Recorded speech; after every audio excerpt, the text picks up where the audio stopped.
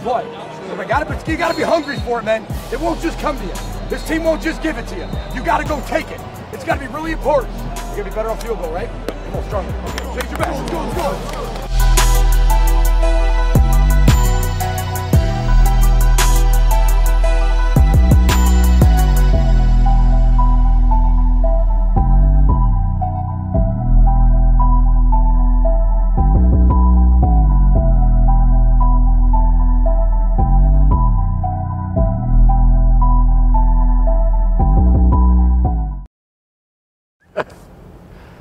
Hey, welcome everybody to the Minnesota Sports Facebook page. This is Ski-U-Mah Weekly. I'm Justin Gaard from KFAN Radio and the Gopher Radio Network. Happy to be joined by the head football coach, PJ Fleck. Coach, good to see you. How's everything? I'm doing elite, thanks, and congratulations to you being a Hall of Famer. Oh, that's big. Yes, thank you. That's what the audience wants to hear. Over here. Seriously. Yeah, something like that. That's tremendous. Thank Tennis you. Hall of Fame. That's congratulations. Thank you. That means a lot. It was a fun week. I know Saturday wasn't quite as fun for you guys on the field as we're going to be talking about your first loss.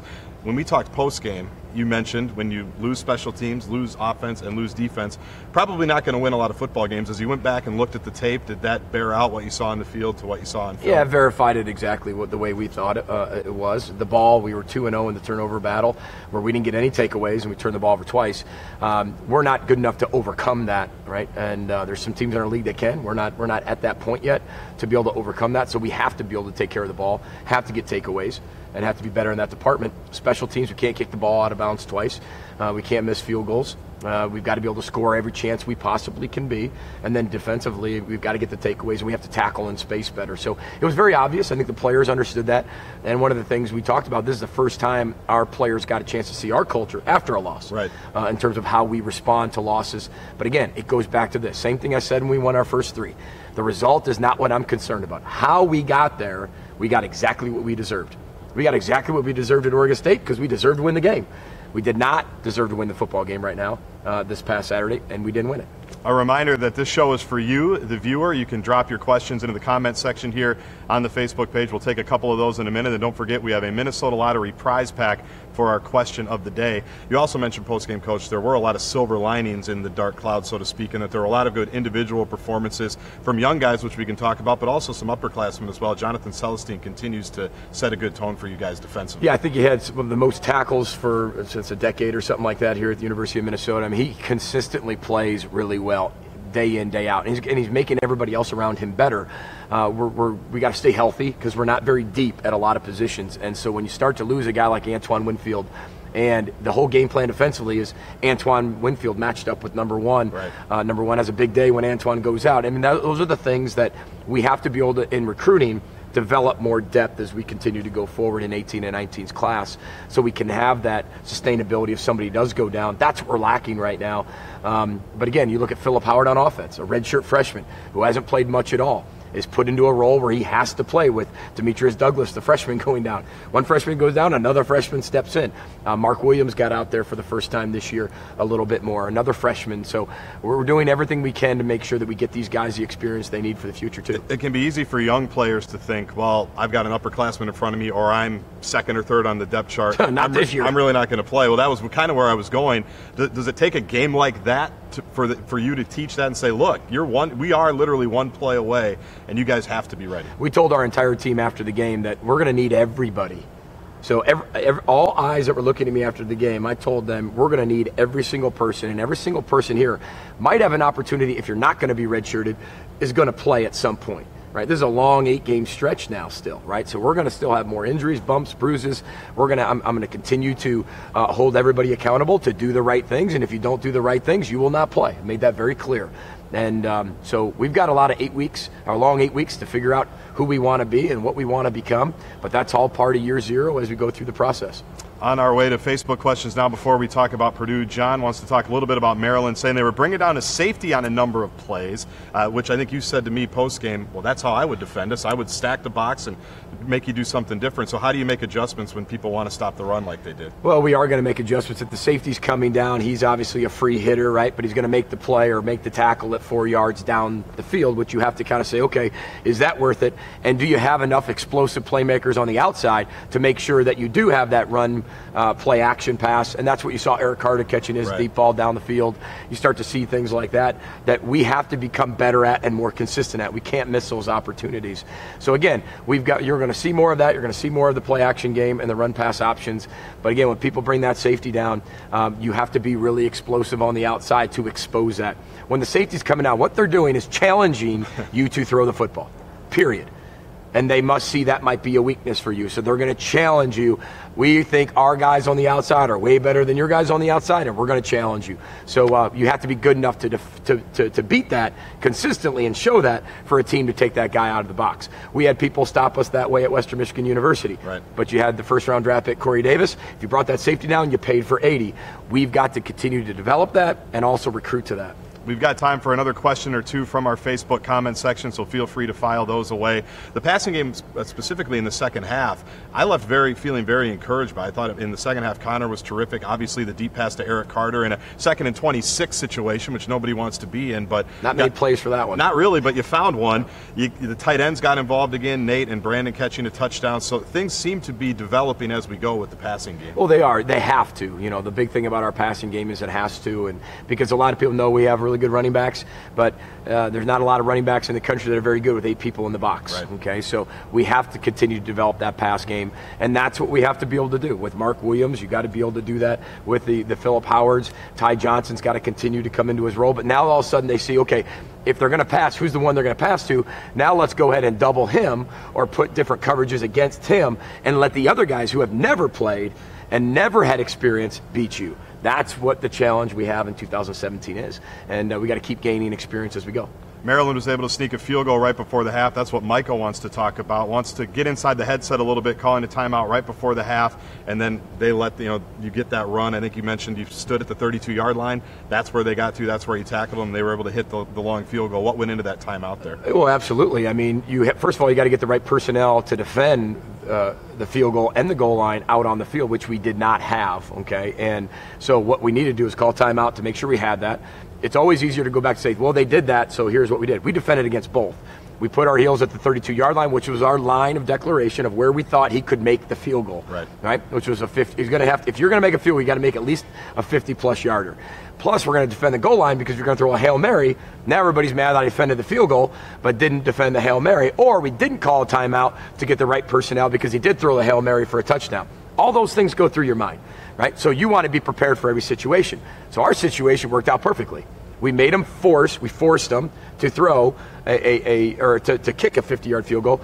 They ran a play with 6 seconds. Usually that play should be over.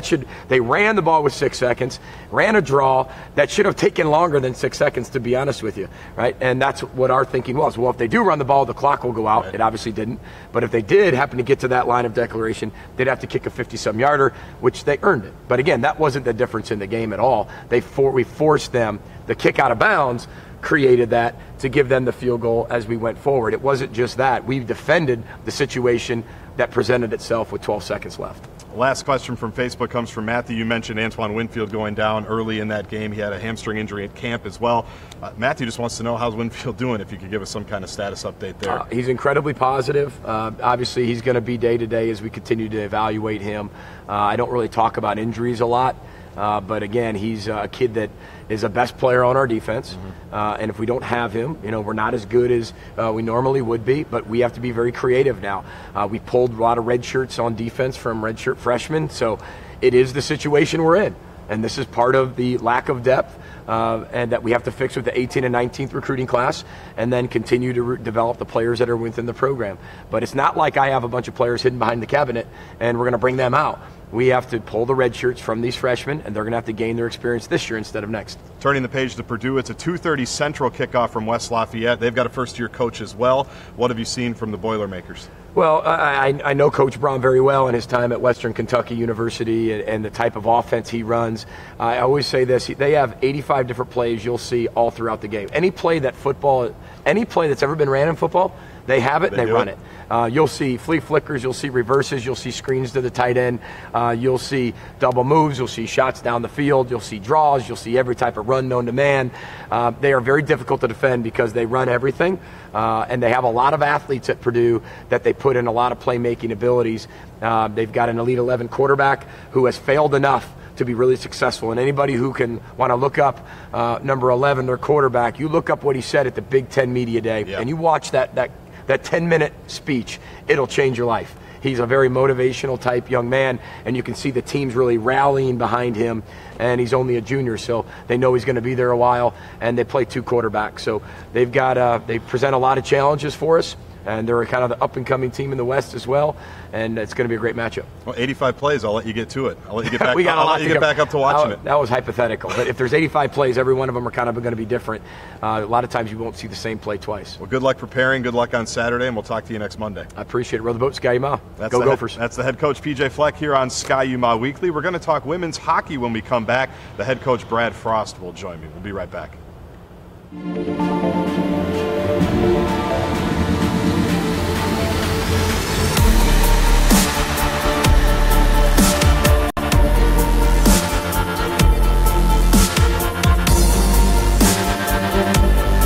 Gophers, Boilermakers, Saturday at 2:30 on ESPN2.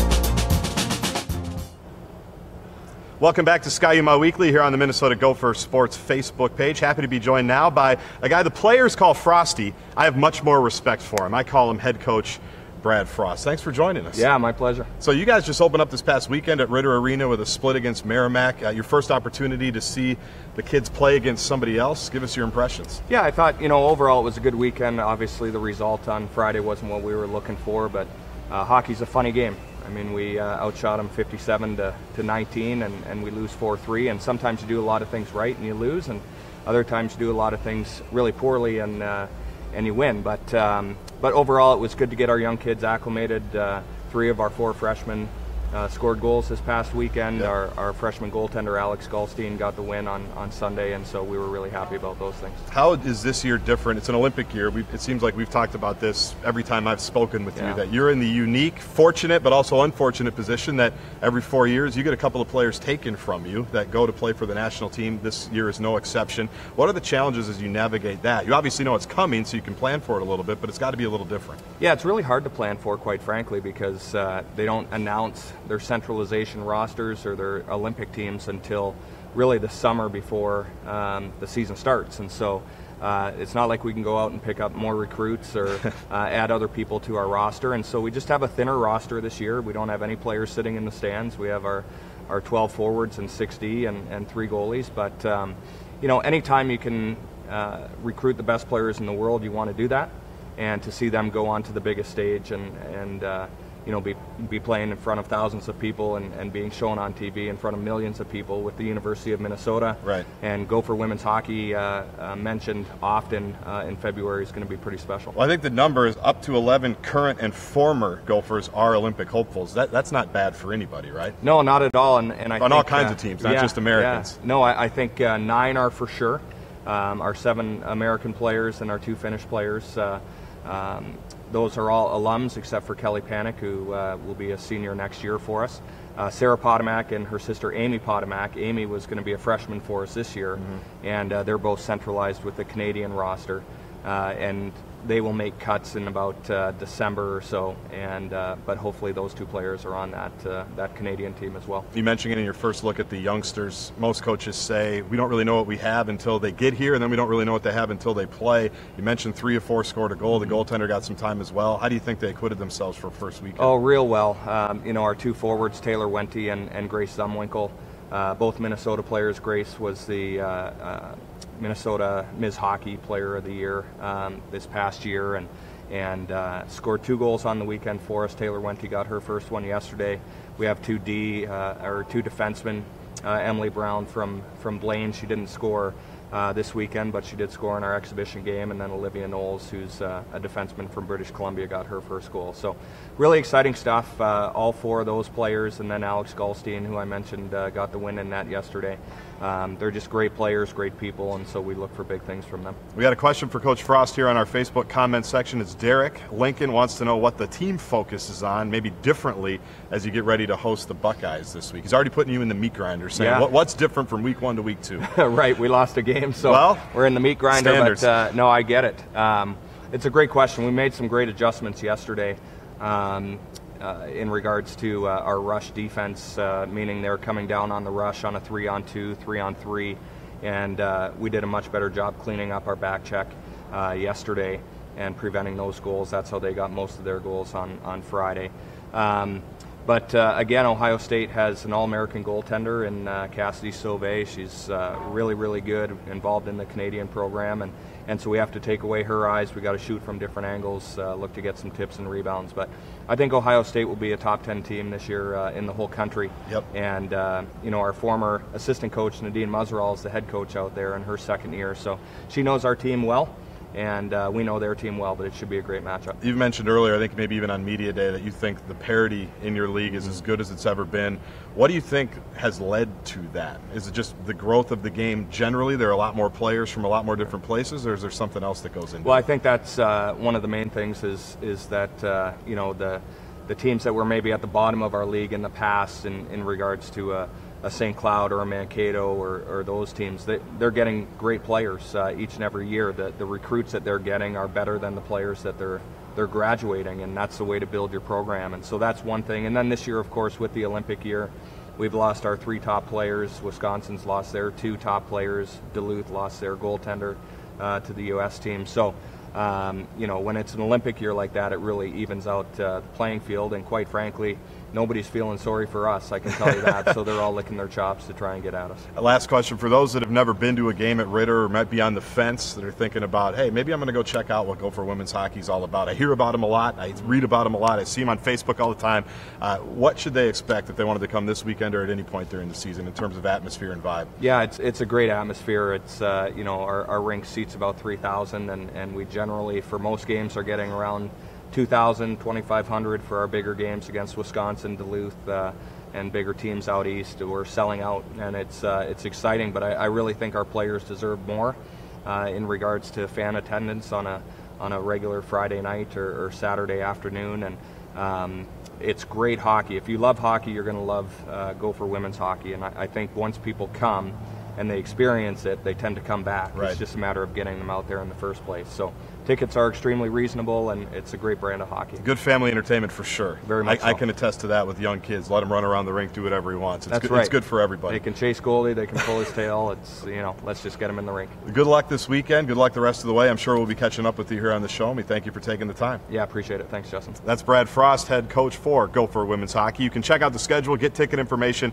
at mygophersports.com. Don't forget, we've got a football game this weekend, 2:30 in West Lafayette, and we just found out this morning the next Gopher football home game will be 7 o'clock against Michigan State, a night game at TCF Bank Stadium on Saturday, October 14th. Michael is our Minnesota Lottery prize pack winner. Thank you for your questions today on the comment section portion of it. For all of us here at Ski-U-Mah Weekly, we thank you for watching, and of course, we thank the Minnesota Lottery.